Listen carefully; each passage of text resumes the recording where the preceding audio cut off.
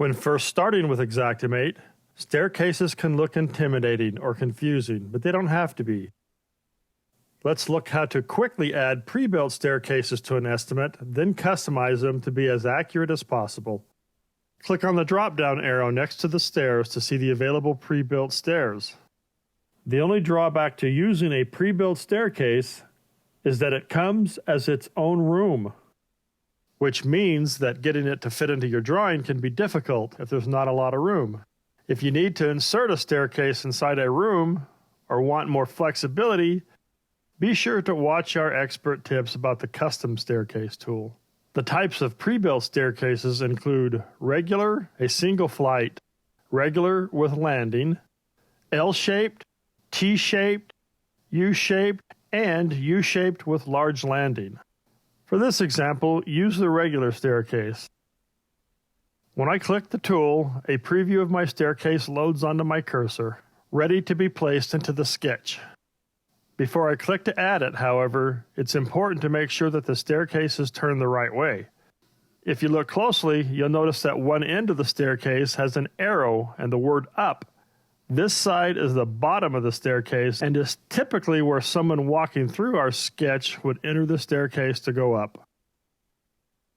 Use the Tab key to rotate it until it's the right direction. Also note that the hole for my staircase is larger than the staircase itself.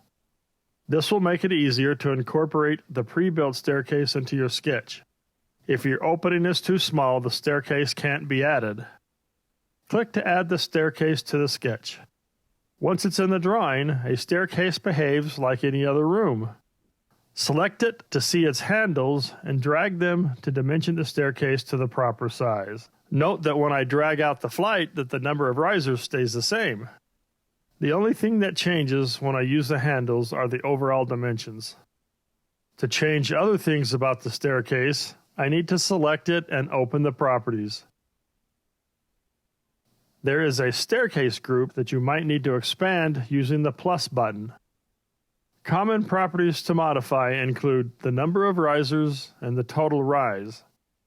This particular sketch has 9-foot ceilings on the main level, so this staircase needs to have a total of 10 feet to account for the floor joist between the levels. Another common property to change is the ceiling type.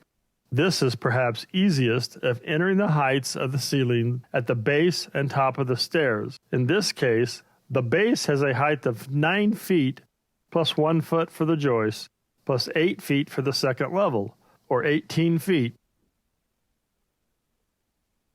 Adding stairs to Xactimate can be simplified by using pre-built options as long as there's room for them in your sketch.